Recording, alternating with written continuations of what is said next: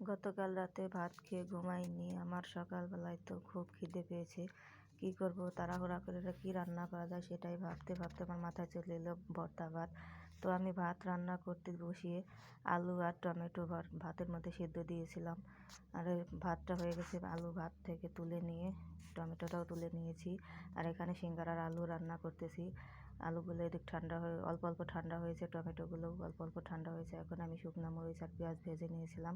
এখন সেগুলো দিয়ে হাতে মেখে ভালো করে চটকে চটকে ভর্তাগুলো করে নেব। টমেটোর ভর্তাটাও করে নেব। একটু গরম ছিল, ভর্তাটা করতে কষ্ট হচ্ছিল। তারপরে সেই ভাতের ভর্তার গুলো তুলে রেখে 1 প্লেট ভাত, ভাজা মরিচ, আলু ভর্তা, টমেটো ভর্তা দিয়ে খেয়ে নিলাম। ও সেই স্বাদ ছিল। দুপুরের দাওয়াত আছে, বিয়ের দাওয়াত পাশের বাড়ি, এজন্য সকাল সকাল ভর্তা ভাত রান্না করেছি। তরকারির ঝামেলায় যায়নি। এদিকে দোকানের সিঙ্গারা বানাতে হবে, দেরি হয়ে যাবে, এজন্য তাড়াতাড়ি করে ভর্তা ভাত খেয়ে নিলাম।